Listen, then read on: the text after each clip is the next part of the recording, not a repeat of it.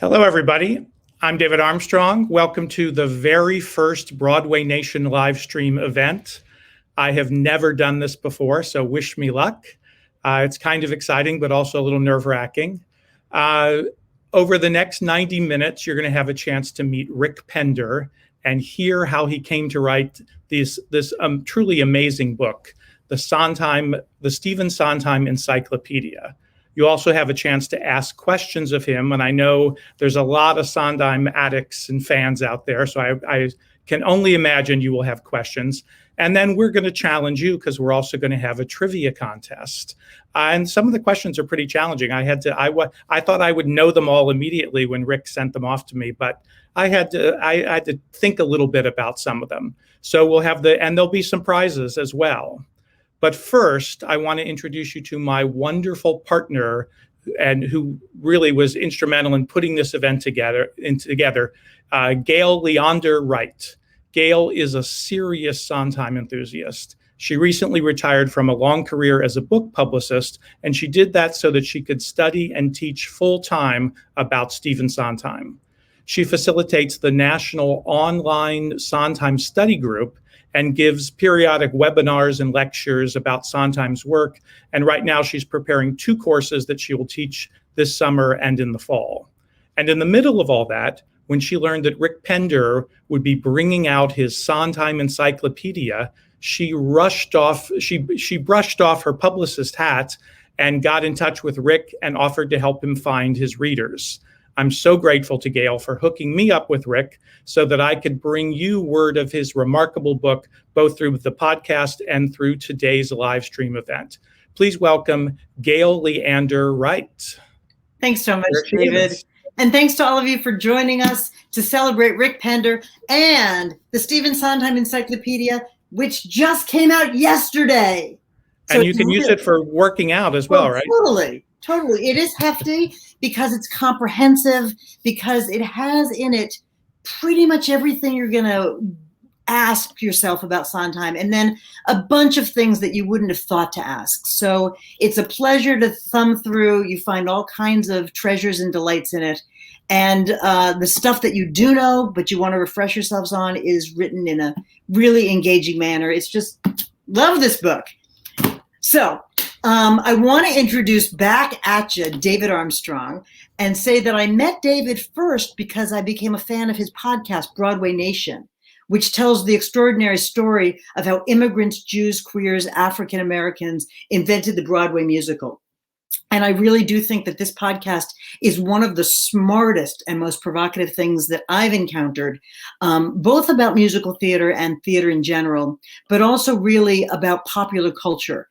And those of us who take those topics seriously get a lot of joy and edification from it. David is a stage director. He's also a writer, producer, lecturer, and educator. He's a choreographer. He's best known, I think, for his work at the Fifth Avenue Theater in Seattle, where from 2000 to 2018, he served as producing artistic director and now is in an emeritus position. During his tenure, the Fifth produced full productions of 19 new musicals, 9 of which subsequently transferred to Broadway, and 2 of them, Hair and Memphis, won the Tony Award for Best Musical. He's got good taste. David's direction and choreography has been seen on Broadway, of course, but also off-Broadway and in regional theaters across the country. He's currently in his 3rd year of teaching at the University of Washington about the history of the Broadway musical, the same material that inspired his podcast. So please help me help welcome David Armstrong. Thank you, Gail. Thank you. I had to take myself off screen so you wouldn't see me blushing during that. It was very, very nice. Thank you. Sure. It's been such a pleasure to get to know you and to, through you, get to know Rick. And Gail and I both want to thank the Broadway Podcast Network for all of their help in making this live stream happen today. And I know Rick is going to be all over the Broadway Podcast Network with interviews with all of the great hosts that are on there. It's now my great pleasure to introduce the creator of this incredible resource that I've already spent many hours paging through. Rick Pender has loved musical theater since he was a teenager, and his first LP was the soundtrack to the motion picture of West Side Story. A lifelong theater goer, he reviewed shows starting in 1985 for a public radio station that he managed at Northern Kentucky University, right across the river from my hometown, Cincinnati. And then when City Beat, Cincinnati's alternative news weekly, was launched in 1994, he was its theater critic and became its arts and culture editor. He also wrote for the Sondheim Review, a quarterly magazine that I know many of you will remember fondly. And he subsequently served as the managing editor of that magazine from 2004 to 2016.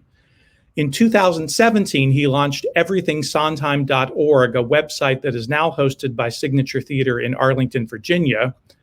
And for many years, Rick conducted public radio interviews about Cincinnati theater, including several in-studio conversations with Stephen Sondheim, especially when the Cincinnati Playhouse in the Park presented Sondheim shows. One of them, most notably, was the original production of John Doyle's actor-musician version of Company that went on to win the 2006 Tony Award for Best Revival. He's a longtime member of the American Theater Critics Association, and he was the chair of that organization from 2005 to 2006. He's a graduate of Oberlin College with advanced degrees from Case Western Reserve University. Please welcome Rick Pender. Hi, Rick. Hi. Great How are you? Thank you. Thank you, both of you. Good. Absolutely. My pleasure. Oh, Gail took herself away. That's good. All right. We'll go to just the two of us for the moment. Yes. So I want to spend, 30 minutes or so chatting with you about this book, how it came about. But I want to make sure that our viewers don't go away, especially if they have questions, if they want to try to stump you with some Sondheim questions, although I think that would be impossible at this point after the depth you've gone into. And then we're going to try to stump them back, and there'll be some prizes. We'll talk about what those prizes are when it's trivia time. We also have another co-host joining us, Alan Seals from the Broadway Podcast Network will be joining us in a little while as well. But let's hone in on this book to begin with. Let's start at the very beginning. How did you encounter Sondheim in your life for the first time? I don't mean him as a man, I mean his work. Well, you mentioned it briefly when you were introducing me. I was about 14 years old, I think. And I had seen the movie of West Side Story. And I was just about old enough at that point to buy my first LP. Some of the folks out there might remember LPs. I bought the soundtrack from the movie. And the words for the songs on that just immediately captured my interest. Particularly Something's Coming, maybe that was somehow prophetic. But also funny songs like Officer Krupke. And I was just really captivated by that. Now, those were words by Stephen Sondheim, but I didn't know who Stephen Sondheim was. And in fact, he wasn't getting a ton of recognition. The other folks involved in creating the show, Leonard Bernstein and Arthur Lawrence and Jerome Robbins, were big names already. And he was sort of a later addition to that team. Well, he was the junior partner, certainly, in that group. So then time went by. I saw the movie of Gypsy and enjoyed that. Funny thing happened on the way to the Forum. It was a movie I saw. I wasn't all that impressed, and I've learned later that neither was Steve Sondheim very impressed with that movie. But it was, again, his music, his lyrics. I was beginning to catch on that there was somebody behind these. Then in the 70s, I really began to take notice with Company, with Follies, with A Little Night Music. I saw production of A Little Night Music in about 1976 that just knocked me over. The beautiful waltz melodies, the clever lyrics, and that sort of thing. I was just so fascinated with that. And then Sweeney Todd came out, and I remember thinking, a musical about a serial killer. Now, who would think of a thing like that? Well, that was Stephen Sondheim. All the more fascinating to follow along with. In the 80s, of course, I began to pay more and more attention. Sunday in the Park with George, Into the Woods. But then in the late 80s, I had to have some surgery, and I thought, I need to learn more about Stephen Sondheim. I went to my public library and grabbed a couple of CDs that I could listen to while I was recovering from this surgery. And one of those was the 3-disc set that many people know and probably have on their bookshelf called A Collector's Sondheim. Well, listening to that, I found pieces of music and productions referred to that I didn't know anything about. So that really tempted me to move along. So that was in the late 80s. Then in the 90s, I began to really get more interested. I actually spent a little time in Chicago and discovered this magazine called the Sondheim Review. It was in a shop at the Chicago Art Institute where the Goodman Theater was performing. And I bought a copy of it, brought it home, signed up, subscribed to it, and then a little later offered to review some Cincinnati Playhouse productions of Sondheim shows and became a writer for it. And a couple of years later, I was asked to become its editor. So I sort of gradually got sucked in to the world of Sondheim, but frankly, for me, it was his lyrics over and over and over again. I love the music, of course, but it was the lyrics that really drew me in. And so how did you go from the Sondheim Review to then this idea? Whose idea was it to write a Stephen Sondheim Encyclopedia? Well, actually, the publisher came to me about it, this Rowman and Littlefield. They have published a number of encyclopedias about significant people in the arts and entertainment world. They first approached Mark Horowitz, who has done another book about Sondheim called Sondheim on Music. But Mark is very busy. He works at the Library of Congress. He was, and still is, in fact, working on culling through Oscar Hammerstein's correspondence and getting that better organized. And he said he did not have time to take on a project like this. He suggested me. Mark had been a great help to me with the magazine, often a contributor to it, and offered much advice. So they contacted me. I said, well, that sounds interesting. I presume you want me to be sort of a coordinating editor, and I will find more contributors. I had lots of people that I had worked with during the time of the magazine. They sent me a contract, and it was for me to generate 300,000 words. After I picked myself up off the floor, having read that, I thought, well, I'll give it a try. And it took me about 2 years to do it, but I did. So say that again. Say that number of words one more time for us. 300,000 words. That's about the equivalent of 4 average novels. So it was rather daunting for sure. And how many did you end up with? Is that what you ended up with? Oh yeah, I just pushed right up to that number. In fact, if I had a little more time beyond my deadline, I probably could have added another 10% to it. But that seemed like enough. I had plenty of coverage that way. And so let's get into some nuts and bolts out of it. But first, actually, one other thing first is usually an encyclopedia, all those 300,000 words would not be written by the same person. There'd be entries from multiple people is the typical way an encyclopedia happens. How did this all land on your doorstep? Well, those folks at the publisher decided that their other encyclopedias were done by one author. And although I don't think any of them were quite on the scope or scale of this particular book, maybe they didn't know quite how much there was to be said about Sondheim, although they asked for that many words. So I took it on. I knew that I could rely on other people if I needed information. I had dozens of writers who'd help me with the magazine, and I had all the back issues of the magazine so that I could use those to source many of the things that I was writing. And of course, so you had a head start, at least. Yeah.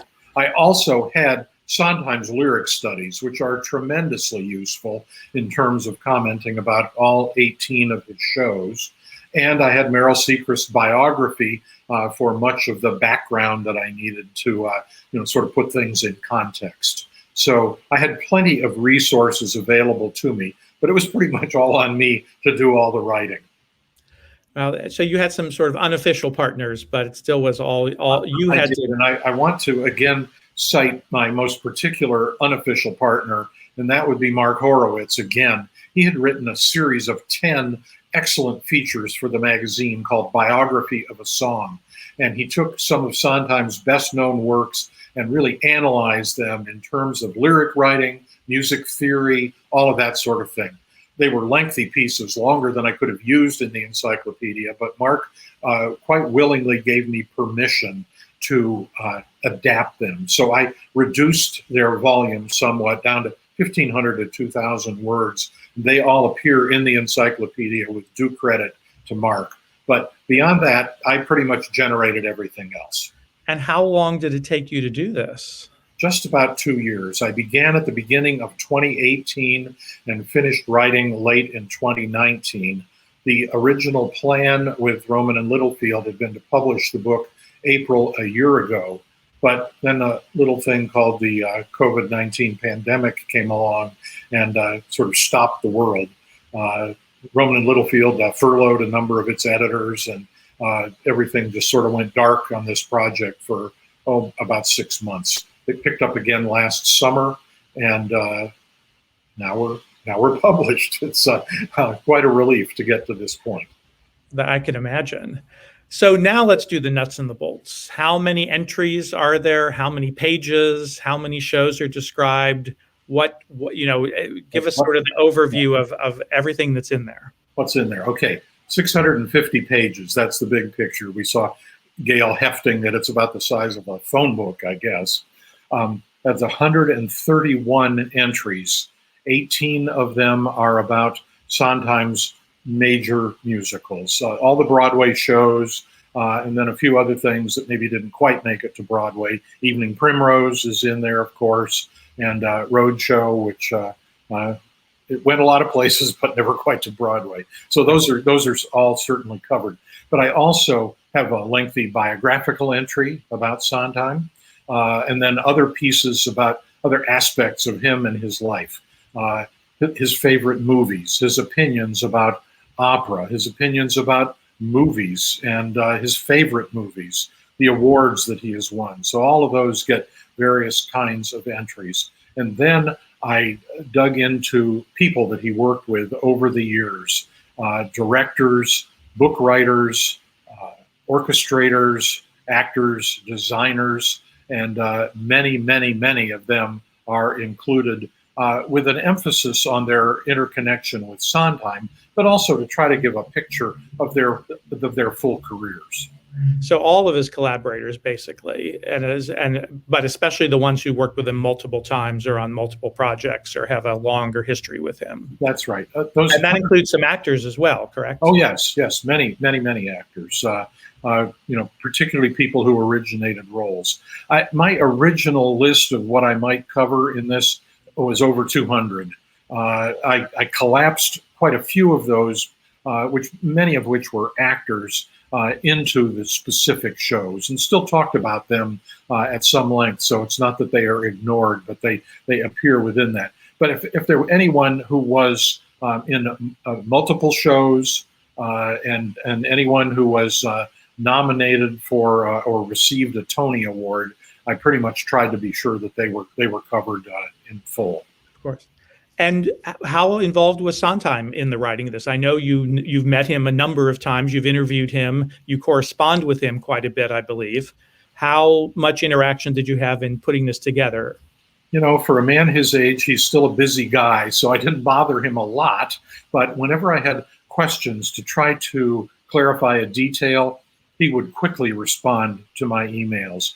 He particularly helped me with the biographical entry. I wanted to be sure it was as accurate as it could possibly be. And I sent that to him, and he read through it carefully and made some suggestions about that. So he was very helpful with that. And so those were the ways that he was particularly useful to me. And who told him they were doing an encyclopedia about him? Did you give him a call and say, here's what's happening, or did the publishers take care of that ahead of time? No, I did that. You did that. And what was his reaction to that? Well, I think it was similar. I think that he was always slightly disbelieving that there was a magazine about him that I edited for all those various years. And, he read the magazine carefully, and I will tell you that there were times when he read something that he didn't feel was quite accurate, and I heard about that. We always issued corrections in the magazine and that sort of thing if that was called for.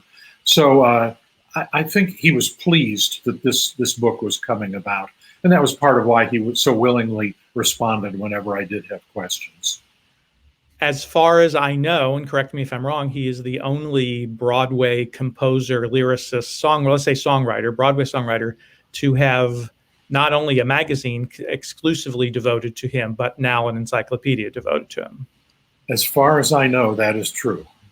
It is quite something, and it's not a surprise, I don't think, to anybody who knows anything about Stephen Sondheim that this has happened. Right. But it is, in the grand picture of the 120-year history of Broadway, he's the only one. He is the only person and he's not the most prolific of all the people. He is very prolific. Yes.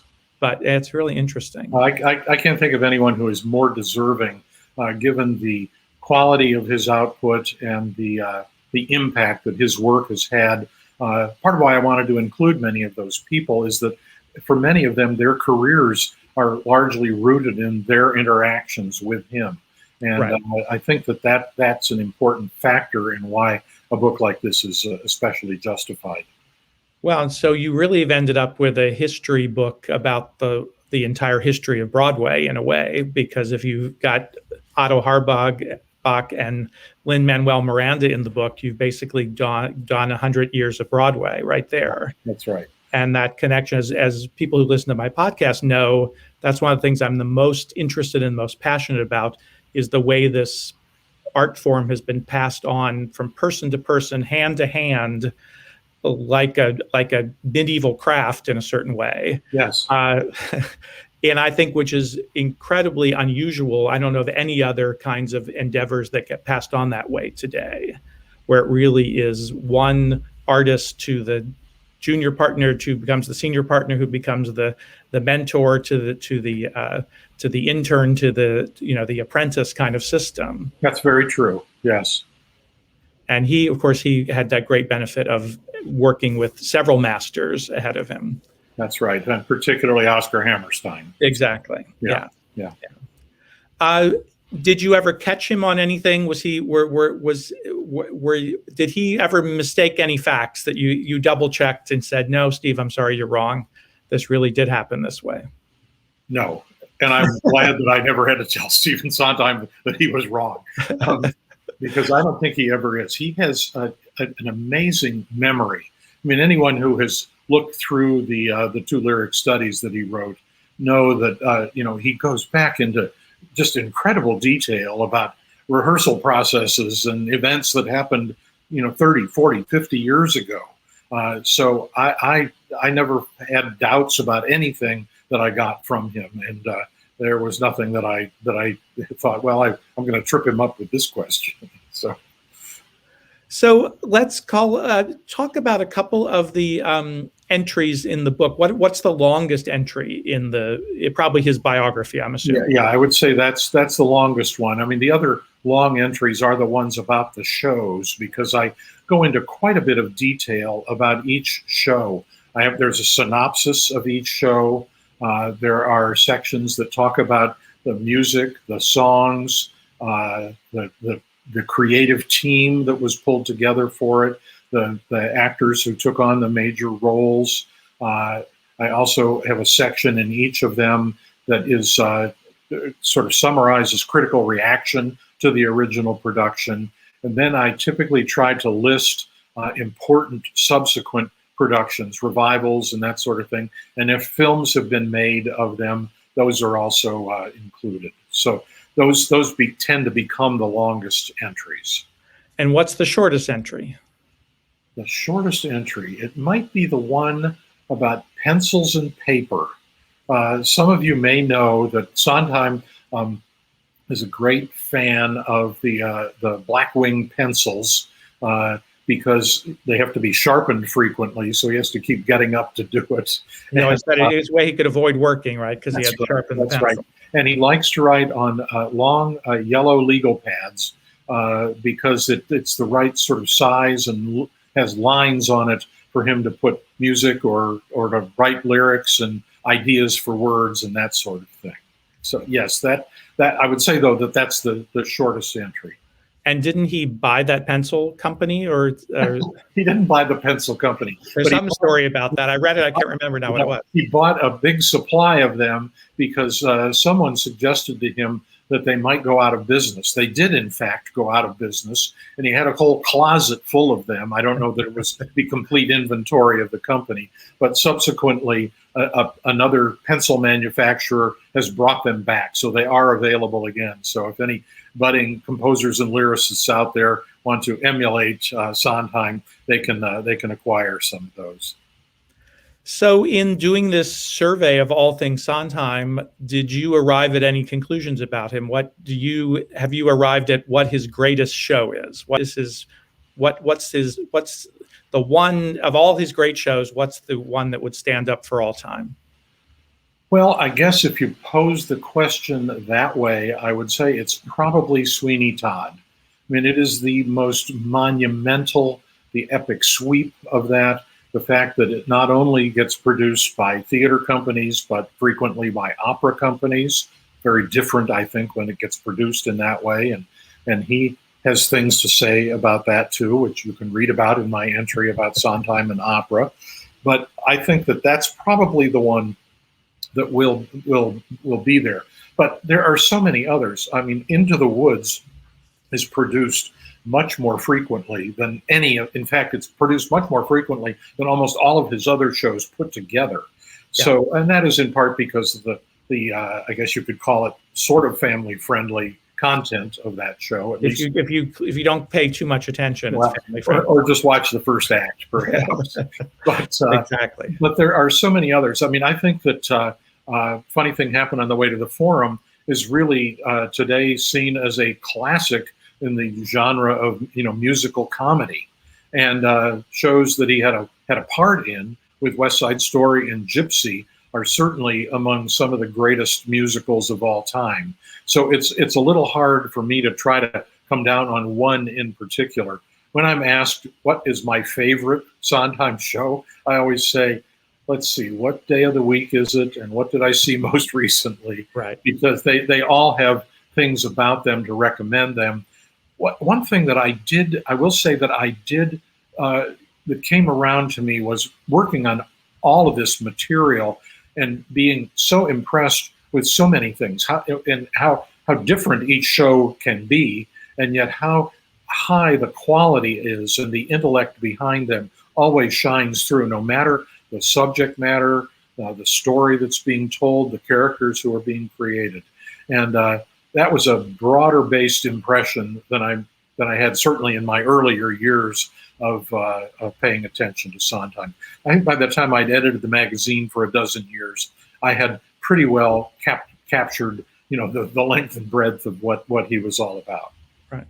Well, and that he does both things. I was talking to my students about this just yesterday. The number of Broadway writers who write both the words and the music is a short list of people. Yes. Yeah. And it's kind of staggering that anybody has the ability to do that on a high level, to have that much wherewithal in terms of creating music, and then to be so talented with words as well, with the crafting of words. And then Sondheim's lyrics, I think everybody says he's the greatest lyricist that there ever was. So that is truly staggering that he has both these. How do you account for that reach that he has, that broad? Yeah, I think it is the way in which he creates and collaborates. I think that most people know, we refer to the shows as Sondheim shows, but they are really all of them the product of him working often, hand in glove with a director and with a book writer. And the book writers have created the stories of many of the shows. So, right. Sondheim did propose a few of the subjects, Sweeney Todd being one, and Passion being another. But there are few and far between are the shows that he literally conceived of. So, but what I think really sets his work apart is the way that he works with his collaborator, particularly with his book writer, and he wants to get to know the characters as he is writing the music, so that the songs are more than just interludes in a show. They are revelatory of character. They advance the plot. They are so integrated into the shows. That's in part, I think, why few of his numbers have broken out as popular hits. They weren't written that way. They were written to advance a story, to reveal a character, and that sort of thing. So that's why I believe that that's really what sets him apart. Not that others haven't done some of that. He has done it consistently, however, and I think that is the real mark of his achievement. I also think he does what best, makes a show the best thing it possibly can. And with permission, he takes the work of the book writers and turns it into musical material. That's right. And they'll write an entire scene, and he will, steal it basically as the best artists do. And that's what makes his work so incredible. And anybody who does that, all musical theater writers who accomplish that. He will often actually ask his book writer, saying, okay, now we're thinking maybe a song goes here, but why don't you write a monologue for that character? And then I will take that, maybe I'll draw some phrases from it and use it in that way. Right. And of course, who's not going to want to do that with Stephen Sondheim? No one's going to say, that's mine, you can't have it. They're thrilled to have their creation then turned into these amazing songs. Yes. I just want to remind everybody, we are going to go to Q&A in just a couple minutes, and we still have the trivia contest coming up. You can start posting now your questions for Rick in the chat, and we'll make sure we scroll back to see all the questions that come in. But if you think of something along the way, jump in. I just want to ask Rick a couple more questions before we move to your questions. When was the last time you talked to Mr. Sondheim? It's been a while, actually. It was probably about a year and a half ago, I guess. Mm-hmm. And but you've probably corresponded with him a little bit since then. He knows the book's coming out. And that's one thing I forgot to ask Gail. When is this book coming out? It came out. It came out yesterday. April 15th was the release date. So congratulations. Thank you. It is out there and available. As you saw, Gail has a copy. I know some people pre-ordered it and have received it already. Here's the irony. Mine got shipped to the wrong address, so I don't have a copy of my book yet. I know what's in it, though, so I'm good. You remember it, but yeah, it'd still be great to have it in your hand. Yeah. We will have a special offer for everybody for a discount on this book, which we'll share with everybody. Thanks to Rick and to Gail who arranged that. So just one more question. What is Sondheim up to today? He's 90 years old. No, he just turned 91, didn't he? 91, that's right. 91, exactly. He just turned 91. And he says he's still working. What do you know about that? Well, as of about a year and a half, 2 years ago, he was working on a new musical based on films by the Spanish filmmaker Luis Buñuel, an avant-garde filmmaker. The two films are called Exterminating Angel and The Discreet Charm of the Bourgeoisie. Are those both films that you've seen? Did you watch those in putting the entries on that together, or do you have entries on this in? Because it hasn't happened yet. I make mention of the fact that he has been working on it, but I don't go in depth because it's not done yet. Yeah. Who knows? I have watched one of them. They are avant-garde. That says it all to me. I am fascinated to see how they would become musicalized. They are about people who are trapped in a rather surreal state at dinner parties. And at any rate, he was working on it with David Ives, a well-known playwright. But David has stepped away from the project. I have heard, but have no confirmation, that he may be working with someone else on it. So I don't know any more than that about it. It sounds like an interesting project. It would not be a Broadway show, I am sure. More of an off-Broadway Playwrights Horizons kind of thing. And so who knows? But part of the reason I think that, for one thing, well, he's 91 years old, and how many of us even get to live that long, let alone be very active at that point. he has worked with a number of productions of his shows, most singularly with Marianne Elliott's gender-switched production of Company that was in London and came to New York and was ready to open just as the pandemic locked everything down. But I understand that it's about to, as soon as things can start happening on Broadway, that it will be back. So that's something to look forward to. And I know he was very involved in that because my friend Joel Fram is the music director for that production. They were going back and forth constantly about changes in the lyrics and changes in all manner of things that were happening in the show. And I think he was very supportive of that production. Yeah, he seems to be quite willing to have his works experimented with in some of those kind of ways. The other thing that he's been very involved in is Steven Spielberg's upcoming film of West Side Story. And so he's been consulting on that. Of course, he's the only survivor. You mentioned earlier that he was the junior member of that creative team. Well, he now is the only surviving member of that team because the other two have passed away. So he's played a big hand in helping Spielberg understand how to make sure that that's going to be up to snuff. Well, I see there's lots of questions coming in the chat. So I want to introduce our other co-host who's going to help me wrangle the questions and also do the trivia contest as well. And you can ask anything about that you want to from Rick about the encyclopedia or Stephen Sondheim in general. So now I'm going to welcome Alan Seals to the show. Alan is the Chief Technology Officer and co-founder of the Broadway Podcast Network. And even during a global pandemic, I'll say that again, a global pandemic, BPN continues to innovate and adapt and quickly to the changing times that are happening here, constantly finding unique ways to keep the arts alive and allow fans of Broadway and beyond to continue connect with their favorite artists.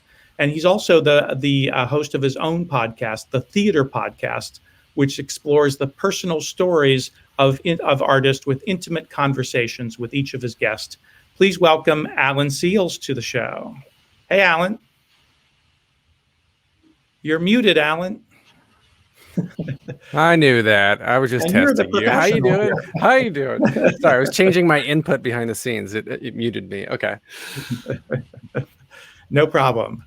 So welcome. Glad you're here today. Thank you for helping to make this all happen. It's good to see you, Alan. Alan and I had a great conversation a week or two ago also for his podcast. So we became acquainted then. And when are we going to be able to hear that podcast, Alan? Oh, that episode is going to drop this coming Tuesday. So let's see, we're recording this on the 16th. So that's going to be the 20th. Fantastic. Well, did you scout out any questions yet from our fans? Did you? There's tons of questions and they're so good. I love when you were talking about the mentorship. I think there was something that everybody should know that you didn't quite get into, but that Rick, when you and I were talking, we got into this a lot. That Sondheim, he's not one of those people that you would think of like the most successful sort of thing where people are afraid to talk to him or he doesn't want to be spoken to. He's actually very, very helpful to those he works with because of the relationship with his older figures in his life when he was younger. That was one of the things that really surprised me about our conversation we were having. Well, Hammerstein certainly played a role with him when he was a young teenager. Steve was he was already creating shows for his private school that he attended and then at Williams College. But he brought one of his school shows to show to Oscar, and because he thought Oscar would see this and say, "This is incredible. We should take this to Broadway right now." And Hammerstein looked at it and said, "You want me to be honest with you?" And Steve said, "Well, sure." And he said, "Well, it might be one of the worst things I've ever seen." And but before Steve burst into tears, Hammerstein said, "But it shows talent, and I would like to help you learn more about how to become successful at this." And he went on to pose some lessons to Steve. And Steve said that in that afternoon, he learned more about creating musical theater than most people learn in a lifetime.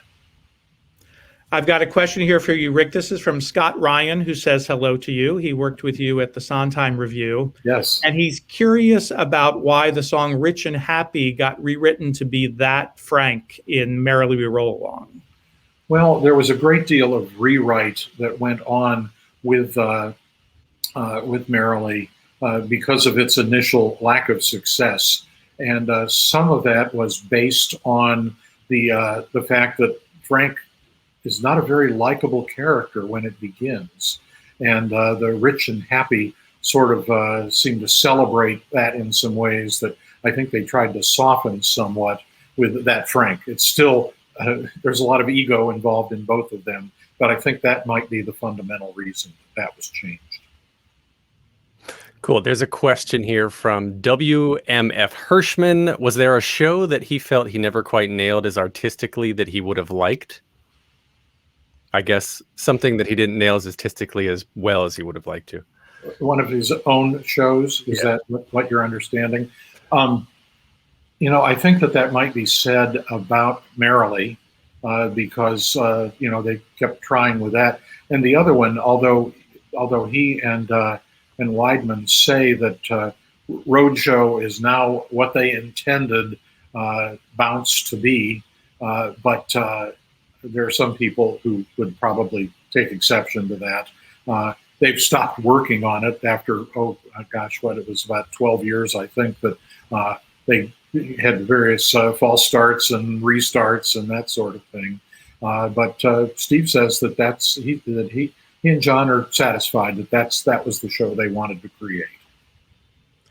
Stephen Alfieri asks, do any of the entries cover replacements in the cast members of any of the original Broadway productions? In a few of them they did, particularly with Company, because Dean Jones bowed out so quickly. The quick story on that is that he was going through a very difficult divorce around the time that the show was rehearsing and opening, and a lot of the stuff about getting married and that sort of thing really proved to be difficult for him. He stuck around long enough to do the original cast recording, but Larry Kert took the role over just about a month after the show opened. And in fact, he was nominated for a Tony Award. Larry Kert was a little unusual for a replacement to have that happen, but he was nominated for that. The only other time I know of that happening was Judy Kaye in On the 20th Century, when Madeline Kahn left so early. Yeah, interesting. Alan, you got one for us? Yeah, Andrew Milner wants to know what was the most surprising thing, positive or negative, that you discovered about Sondheim while working on the book? Well, I get asked this question occasionally, and I have to say that given the length of time that I edited the magazine, there wasn't a lot of surprise for me. But I like to say that something that I was very pleased to learn more about was his involvement with the early TV series called Topper, something that he was still in his early 20s, just out of college.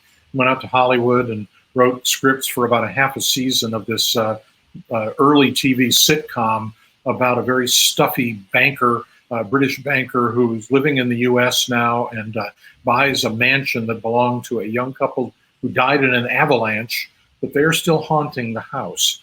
He is the only person that they can communicate with, and it gets him into all sorts of trouble. I watched this when I was about 5 years old, and I thought it was kind of funny, but my very British grandfather lived with us, and he just had to watch this every week. Now, I had no idea back then that Stephen Sondheim had anything to do with it. Of course, who did? But that when I learned more about his involvement in that, it really took me back. And I went back, and you can find a few of the episodes on YouTube, and I went back and watched them. And it's not quite the sophisticated humor that we expect from Sondheim today, but they are pretty funny. We're going to continue with more questions in just a few minutes, so keep posting them. But now I think we should turn the tables and ask our audience some questions.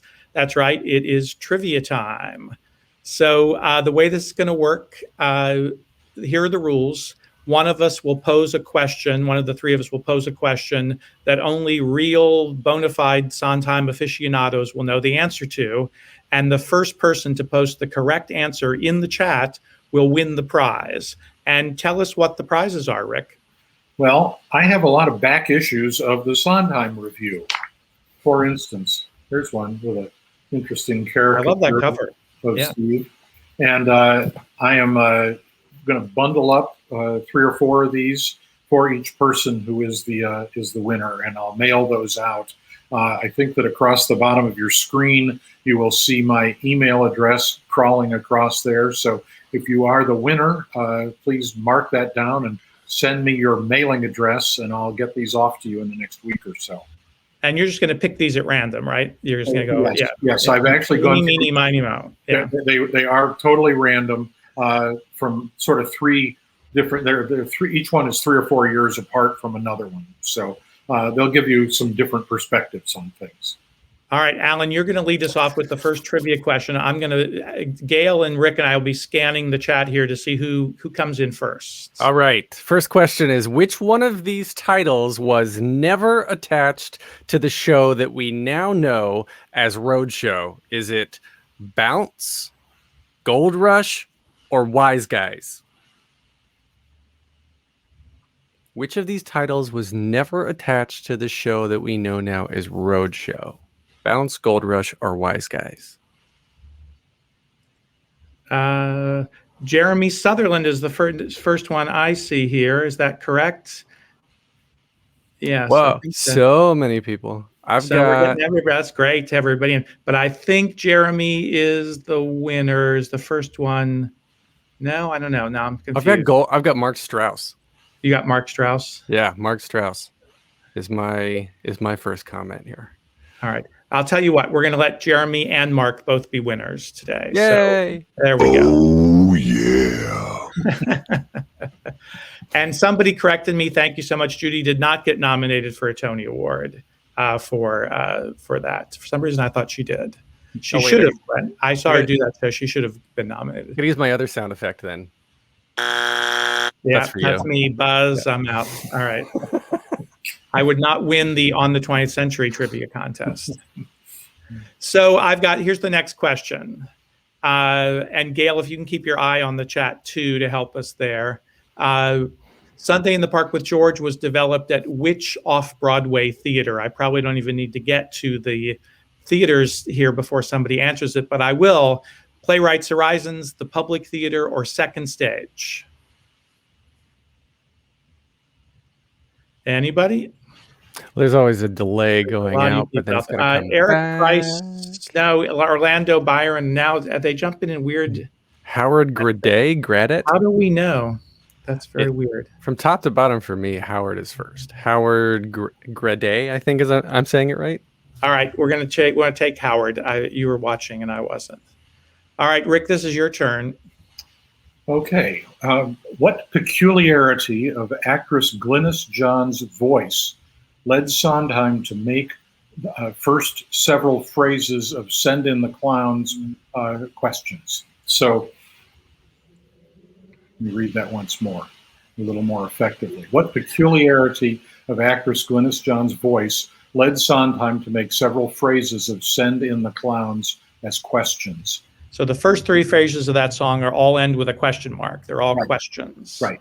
So here we have the 3 possible reasons. 1, she had a strong vibrato and Sondheim wanted to capitalize on that. 2nd, her voice was not strong enough to sustain long notes and Sondheim worked around that. And finally, she tended to upward inflect when speaking and Sondheim wanted to replicate that. So it's vibrato. We've got a lot of right answers here already. Okay. Very, very good, everybody. Excellent. You call it, Alan. Who are you picking first? So I keep reading Orlando Bloom, but it's Orlando Byron. Okay. I've seen him a couple times. Orlando Byron says lack of breath. So there's that which is the cause of voice being not strong enough. There's also Howard Gradey again that says couldn't sing long lines breath. That's more accurate to the actual. Well, and we'll add one here. Mark Strauss, who seems to be ahead of all of them, it did breathy short. So let's go with those three. I think they all three will get it today. Sweet. So be sure to email your claim as a winner to Rick. Oh, yeah. Let's now go back to some questions from the chat for, we have to scroll up now or put some new ones in for us. We'll come back to trivia time. We're going to bounce back and forth just to keep things as lively as possible here.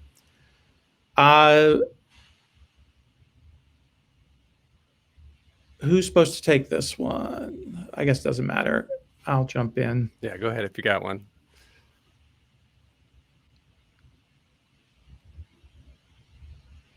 The question, this sort of comes back to you as a response to what you were saying about any show that he didn't think was quite up to snuff. Did he, they're saying perhaps Do I Hear a Waltz was the one that he didn't think had turned out as well as it probably should have. Well, that's true. It was just an all around bad experience. Apparently the collaboration with Richard Rodgers, which Hammerstein had sort of encouraged him to do, and Mary Rodgers, Richard Rodgers' daughter, who was also a friend of Sondheim's, had said she thought it would be great if he worked with her dad.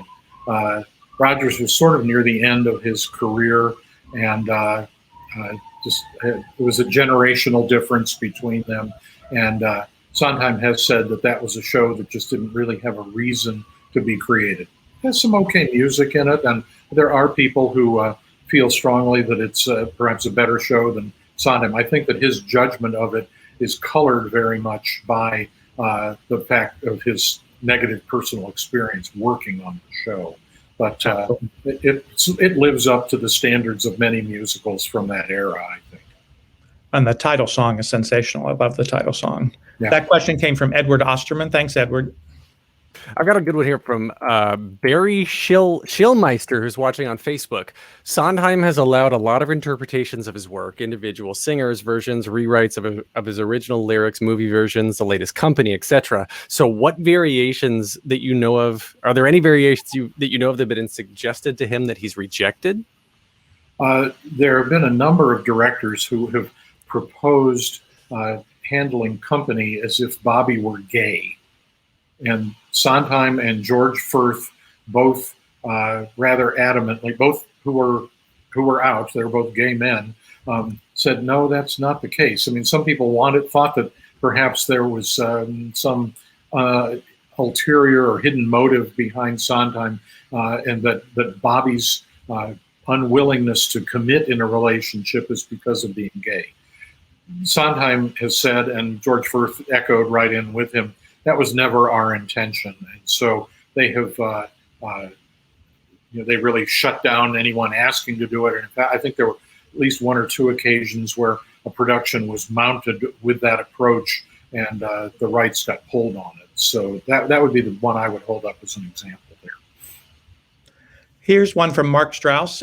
Can you speak to how the early song "Where Do I Belong" from Climb High and the show Saturday Night prefigure his later work? What?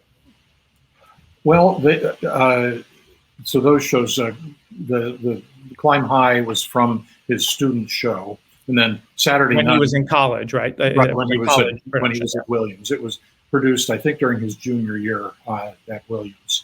And Saturday Night was something that he wrote before he worked on West Side Story. But the producer of that show died before they began to put the production together, and it didn't happen again until the late 90s when it was resuscitated, I guess I would say. I think that those shows, they sound like the work of a young composer lyricist starting out. His ability to dig into character is considerably less in those. He really had not gotten his footing in doing that sort of thing yet. So there are some of those. But I think Saturday Night is a rather charming show. Yeah, I think it's a good show. I've seen a couple of college productions of it. It's a story of mostly young men starting out in life. They get involved in a get-rich-quick scheme, trying to buy some stock that they think is about to take off, and of course it tanks, and then they've lost their money on it. So it is a good show for that. It has a couple of good songs in it that do show some future promise, I think. But overall, it feels like a very early work, which it exactly was. Alan, do you have another one for us? I do. Orlando Byron wants to know if you've read the Oxford Handbook of Sondheim Studies or Goodhart's reading Stephen Sondheim, and if so, did they influence your book? Both of them were books that I used as sources for the encyclopedia. So I don't know if I would say they influenced me, but they were certainly something. And in the encyclopedia, I very carefully sourced material as I drew from various books. Ethan Morden's book on Sondheim, for instance. So I used many of those resources and gave due credit to the people who had written them. Those two that he mentioned are both really quite excellent. They're collections of essays by a variety of very insightful writers, and they were very useful for me. I've got one more here. How much do you cover the musical aspects of Sondheim in your book? Ravel, Brahms, the influences that came from that. Will C. White is asking this question. He says, I know Sondheim avoids talking about music because it requires recourse to so much technical jargon. How did you handle that in the book? I will say, first of all, that I am not a musical person. In fact, I don't read music, so I say that somewhat shamefacedly, I suppose. But what I did do, the items that I mentioned from Mark Horowitz, he talks quite extensively about music theory behind many of the songs, so there is some of that there. And then I also, in his biography, I do talk about, particularly, he right after he graduated from Williams, he had a fellowship that he went and studied with Milton Babbitt, who was a mid-20th century sort of avant-garde composer, and they did quite a bit of study of Ravel and several others. Ravel is someone who Sondheim often mentions as very much influencing his compositional styles. So but I cannot say that I did an extensive amount of commentary on the classical roots of his studies. Let's do one more question before we go to trivia again. Alan, you've got one lined up for us? Sure. This is sort of an existential one, I think. Jeremy Sunderland wants to know if you have any idea what he feels his place is in theater, and how does he place himself in history? He seems to be quick to sort of say, oh, pshaw about that. He thinks that the shows will stand for themselves. He is not, in my experience of him, I was going to say he's not egotistical. That's probably not exactly right. I mean, he has a strong personality, but I also think that his energies have really been directed toward the shows as the representative of him and his career.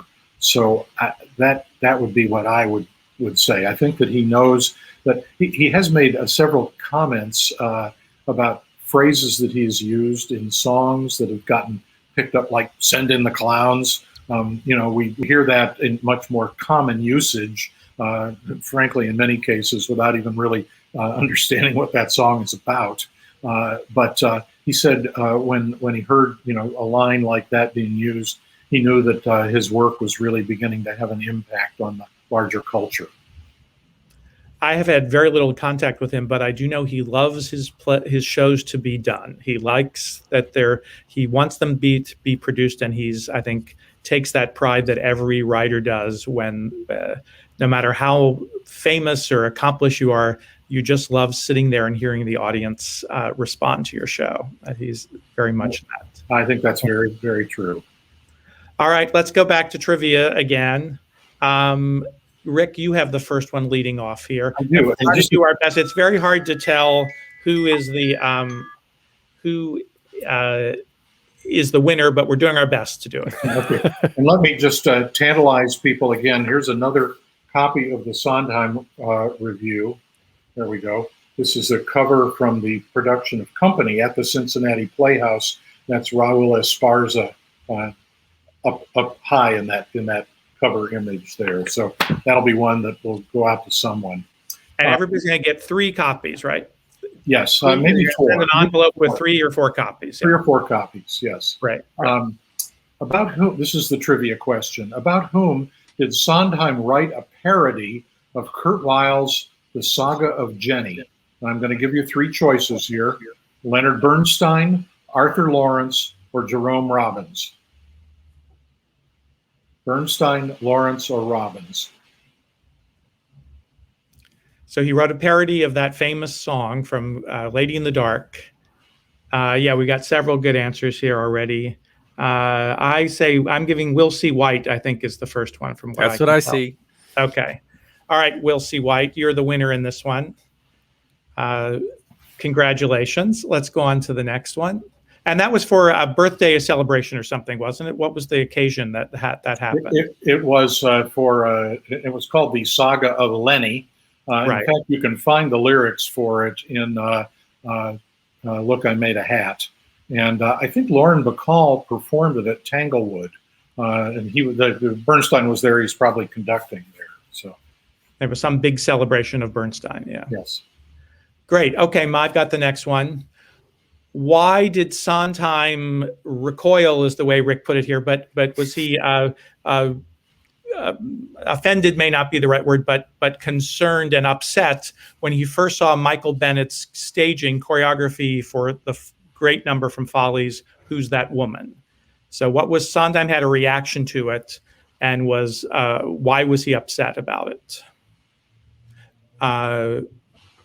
And here are the questions. Here are the possibilities it can be. Probably, I'm not used to having to do the possibilities because they get the answers out so soon. Number 1, he had an intrinsic loathing of tap dancing. He just hated tap dancing, and that's why he was upset.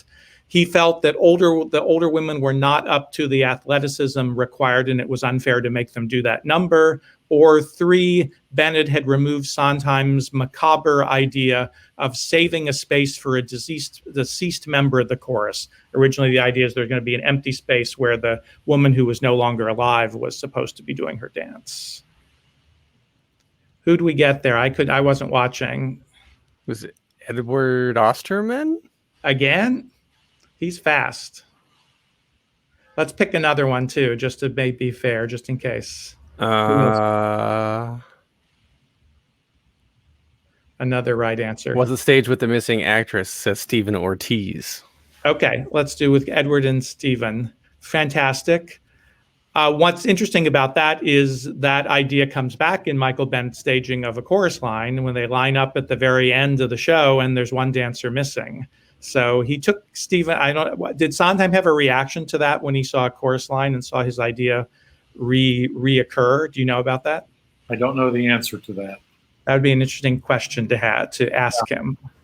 Yeah. All right. So the last question of this section is, what song was cut during Company's Boston tryout, only to be reinstated when Sondheim reconceived the scenes surrounding it? The Ladies Who Lunch, Another 100 People, or Sorry Grateful? The Ladies Who Lunch, Another 100 People, or Sorry Grateful? And the survey says...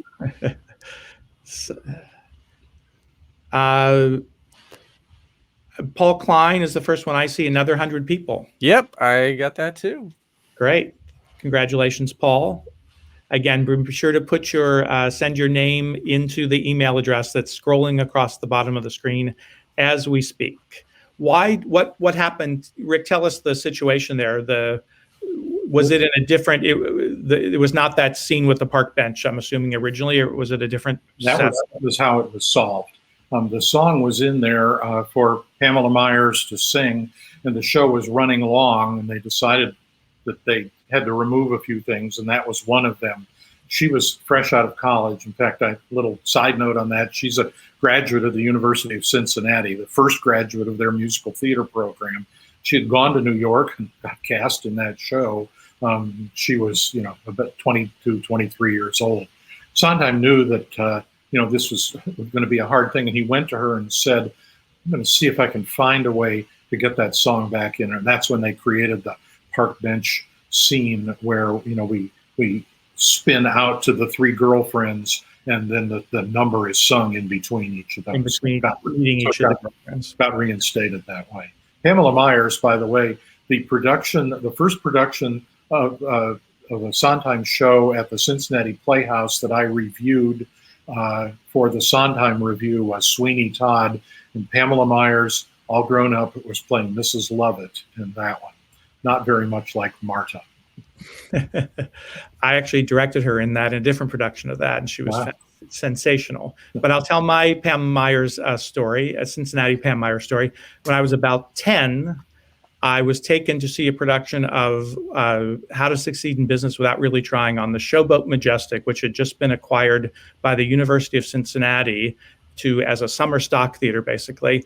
And the stars of that show were Pam Myers and Leroy Reams, who were both recent graduates of Cincinnati, and that show is emblazoned. I can still see the two of them. I can still see them on that stage doing that show. On the tiniest stage imaginable. Exactly. All right, let's continue with trivia. We're on a roll here. Let's go on to the next one, Alan. Oh, all right.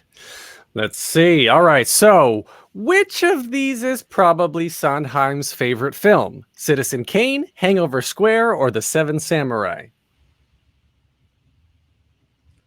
Getting into the personal details now. Repeat them one more time. Citizen Kane, Hangover Square, or The Seven Samurai? Which movie does he love the most of those? We're getting Hangover Square, which is the correct answer. Mark Strauss seems to be first here. We got several. Yep. Yeah. Cool. Mark Strauss is good. Mark again. Terrific. And next question is, at age 23, Sondheim wrote the scripts for the 1950, as we just heard about, the series Topper. Did you already tell us this answer, Rick? No, I carefully avoided. Carefully kept it out. Good. The show was about a stuffy banker haunted by ghosts. Who was the British actor who played Cosmo Topper in that TV series? Not the movie Topper, in the TV series Topper. What are the solutions or the possible answers? Oh, here the possible answers. Well, we got an answer already there. Oh, Nancy Grossman, got it. Leo G. Carroll. Leo G. Carroll. Yeah, Leo G. Carroll. Good job. Okay, and we have one more. Rick. Okay, this is a true or false question. We have several more. Sorry about that. Go ahead. Okay. All of the songs in A Little Night Music are waltzes. True or false? If I really wanted to win, I would have just typed something and pressed enter and hoped I got it. 50-50 You've got a chance. 50% chance of getting it. We'll send you the magazines anyway. That is false. It is false. There is one number that is not in waltz time. And some of them are in 6/8 time. Is that correct? Which is, so there's probably, if you want to be really technical about it, there's quite a number of them not in waltz time. But what's the one that is ones in 4/4 time? There's a song. And I'm not going to remember that. Okay. Maybe, can someone out there answer that? Does anybody know what song that is not in 3/4 time or 6/8 time or some version of that? We'll give a prize to that person. Yeah, you'll get 6 magazines. Yeah, I think FMP Publishing was the first one to say false here. What's that? FMP Publishing, I think, was the first person to say false here. Yeah. Right. Okay. Great. Okay.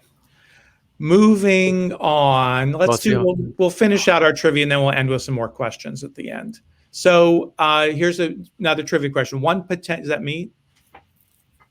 Well, I didn't assign these today. We'll go back and forth. One potential presidential assassin, John Schrank, who tried to shoot Teddy Roosevelt, was considered by Sondheim and Weidman, but then dropped from the production of Assassins after the actor playing him in rehearsals said the scene was too lightweight.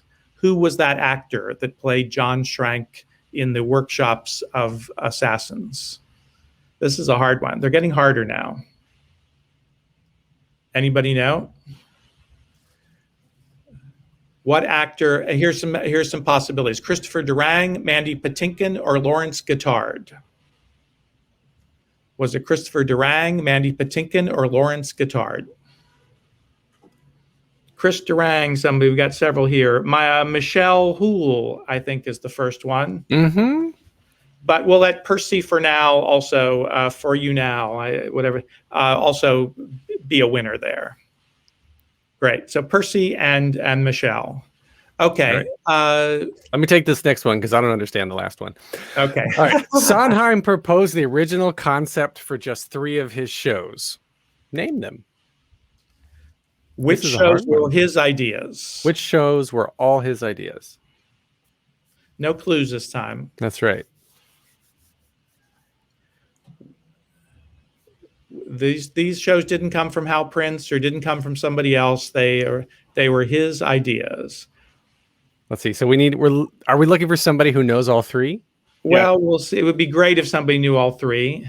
I see 2 that are correct. Oh, Barry S. Yes. Yes. Yeah. The Sweeney Passion, Sweeney Todd, Passion, and Roadshow. Yeah. Those are the ones that in fact, he had the idea of doing Roadshow starting back when, Rick. Oh, sorry. Andrew Milner had that 2 above. Andrew All right, Milner. they both get it then. Yeah. I hope you have a lot of magazines there, Rick. Because I'm giving them away. My wife has been after me to get rid of them. So I'll be her favorite person. I'm glad to have help. More trivia. All right. Here's Rick. Do you want to take this one? Yeah, I will. Now, this one you'll need to listen to carefully.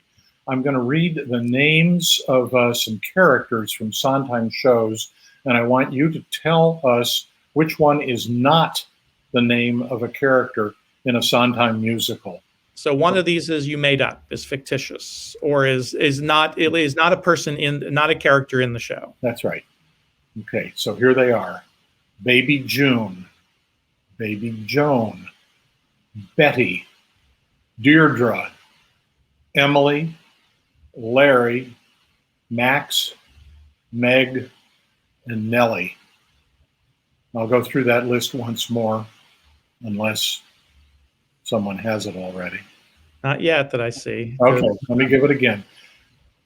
Baby June, Baby Joan, Betty, Deirdre, Emily, Larry, Max, Meg, and Nellie.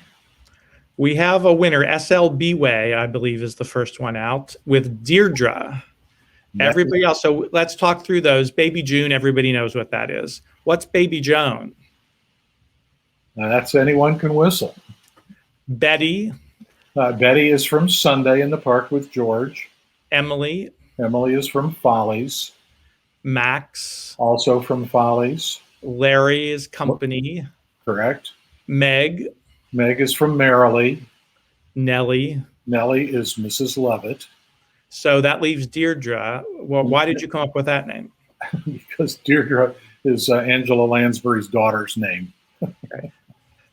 So maybe she's kind of related, but she wasn't in the show. So. In the world. But congratulations. Be sure to email us. So that's our trivia for today. Thank you all for playing that. That was fun. I don't know if you mentioned this. Gail said that maybe we messed up, and the SLBWay has been first a few times, maybe. So SLBWay was first this last time, definitely. Oh, great. All right. Yeah. Okay. So we got his address there. All right. Let me show you one more just to entice you. Make sure you send me those mailing addresses. Here is the. This was for his 80th birthday, and it was when Sondheim on Sondheim was on Broadway. And that is a picture of the video screens that they used with the cast in front. That was for his 80th birthday. We did a special issue focusing on that. Terrific. We have time for a few more questions if people want to put them in the comments. I've got one that I saved from last time. Barry Great. S. asked, how does Sondheim involve himself in the movie versions of his shows, none of which are true to the original in some way? I would say it depends. Early on, he was not very involved in them, and he was rather dissatisfied with the results. He felt that they simply tried to make a movie that was the show, the stage production, opening it up a little bit, but not really making it into something that was a movie. But the more recent shows, and I would particularly point to Tim Burton's Sweeney Todd, he felt that one very much, and there was a lot of reconstructing of that. Those of you that have seen the movie know that the chorus is gone completely. And he felt that was an appropriate thing to do, but he and Tim Burton talked about that. He felt that it was more important to get right into the action, to meet Sweeney quickly, and you didn't need people singing about Sweeney. In a movie, it's all much more direct and in your face. So that was his rationale for doing that. So I think that recently he has been more involved. And I think he was quite involved when Rob Marshall did Into the Woods also. That's something that you and I talked about when we were chatting earlier, was that Sondheim is very good about trusting directors. And I think, I forget what production we were talking about, but he and Hal Prince, he wrote something, and then Hal Prince was like, no, that's not what this is about.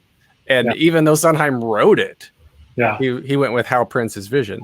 Well, it was Sondheim had come up with the idea for Sweeney Todd. That's really what you're referring to. Hal had this idea of making it a condemnation of the Industrial Revolution, squashing people and making life terrible. And that was sort of the cause of it. Sondheim was drawn to Christopher Bond's original script for that show, which is the basis for the story that the musical tells, because he wanted a show that would scare people. And that's not what, not that there's some horrifying things about Hal Prince's production, but what Sondheim envisioned was something smaller and more intimate. The very recent production that was done in London and then moved to New York, but started in London in a pie and mash shop with people sitting at the tables and the actors moving around between them, I understand was pretty damn scary, because they were right in people's faces. And Sondheim thought that was just great. So probably more like his original vision in a way. I think so. Yeah.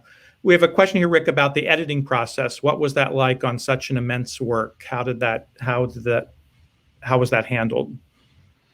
Well, I did a lot of writing, and then I sent it off, and then I didn't hear anything for quite a while because of the pandemic. However, once things got started up again, interestingly, Rowman and Littlefield uses a subcontractor to do copy editing and proofreading, and that happened to be a company based in Pondicherry, India.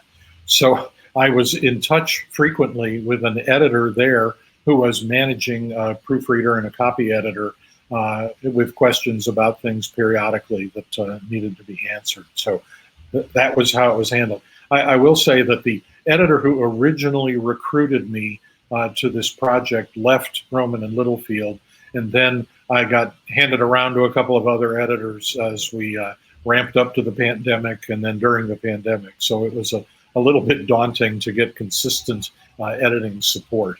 As I mentioned, I did have Sondheim edited his own biographical entry, so we were sure that was accurate. And how many notes did he have on that? Oh, yeah. Say that again, sorry. How many notes did Sondheim have on his biographical entry? Not a lot. It was just a few things, some things about his personal life that he wanted me to, in fact, say a little bit more about. The fact that he was married about 4 years ago now. And I had not included that, and he said it's fine to put that in there. So. Right. What kind of questions do the editors have? Because this is factual data, right? You're making encyclopedia, not a fictional story. So, what kind of questions do they have? during the process? They were none of them knew as much about Sondheim as I do. So they were tended to be asking questions where they just felt something didn't quite make sense, or that they had read something in another piece of the work that seemed to conflict with it, and they wanted me to make sure that I was which one of these is right. So it was more that sort of thing. I didn't have anybody challenge me about facts in this. That's not to say there aren't some in there. When you write 131 entries that cover 600 pages, there's bound to be a few mistakes along the way. And I expect that as the book is out there and people read it, and they'll say, well, wait a minute, that's not right. He was nominated. He didn't win that award. And I would be happy to make that. In fact, I understand from my current editor there, the book is now in a digital format, and a lot of the printing is done on demand. So as corrections come in, potentially they can make revisions, and so copies that go out subsequently will correct. So we will be able to deal with some of that if it happens. I'm being a smartass saying that nobody can challenge me. Anybody could challenge me on things, but I really feel that most of it is pretty accurate. I was very thorough myself in going through and double checking a lot of those kinds of things. Mark Strauss wants to know, do you have any cool anecdotes about Sondheim's work with particular actors or singers? There are some things in there as you go through the various shows. I'm not going to try to repeat any of those right now, but there are some of those kinds of things in there. Particularly, I guess, if you read the entry about Gypsy, about working with Ethel Merman, who is quite a towering figure in her own right. And I guess maybe I would also mention under Little Night Music, you might want to pay attention to the audition that they did for Hermione Gingold, who played Madame Armfeldt. She's quite a character too. I also love that story where Merman takes Sondheim to sing the songs for Cole Porter as he's when he's very ill. Yes. And that's a fantastic anecdote. Yeah. Yeah. I want to bring Gail back in a moment to talk about how people, the special offer that we've got for people. So hello, Gail. How are you? This has been really fun. Good. I'm glad. We've been having fun. Thank you. Yeah, this has been amazing. So Roman and Littlefield has said that folks who show up tonight can get 30% off the cover price. It's still, it's a hefty book. So with the discount, it's about $100, $99.50. That includes shipping.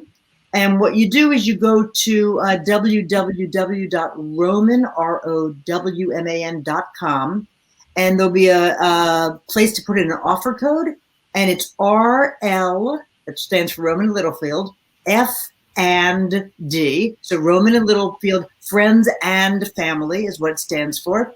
30, RLFANDF 30. And we will all post this on our Facebook pages and things like that, so that if you don't catch it right now, but it's on the screen right in front of you, so jot it down. It's a great offer. Obviously, that's still a hefty price, but you see what the book is. It's that kind of a book. And I understand it's selling really well already. Rick, what did you tell me about it the other day? It has done very well. The initial printing, and I don't know what the initial print run was, but I understand they've run through it now because we have more of them, but they've sold through the ones that they had printed initially.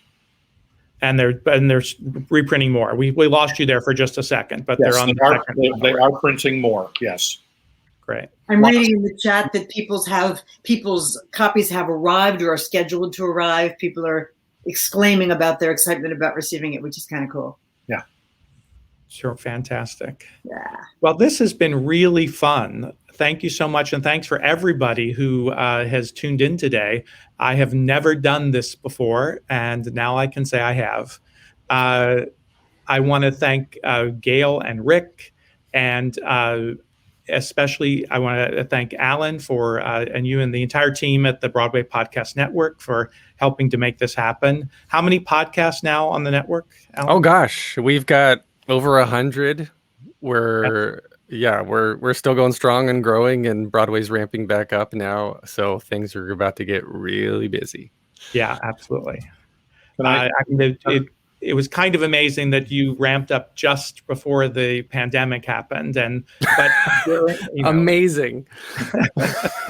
I would just like to say thank you to all three of you. This is quite an honor for me to be held up as the expert in the midst of all of this. Obviously, all three of you are quite knowledgeable about Sondheim and musical theater too. So it's been great fun. We're a great quartet here, I would say. We are a great quartet. Yes. Well, and thank you, Rick. Obviously, this whole event is about you and this amazing book that you have created. There it is. Yeah, turn it sideways there, Gail. Let's look. Hefty volume. Bench press, 3.5 pounds at least. Exactly. All right. Well, thanks, everybody. Thanks again. I'm so glad to have had everybody on board, and we will do this again sometime, I hope, soon. Thank you. So, Bye. yeah. Thanks, everybody. Thank you. Thank you. Cool. And how do I get out of here? That's click end in the top right.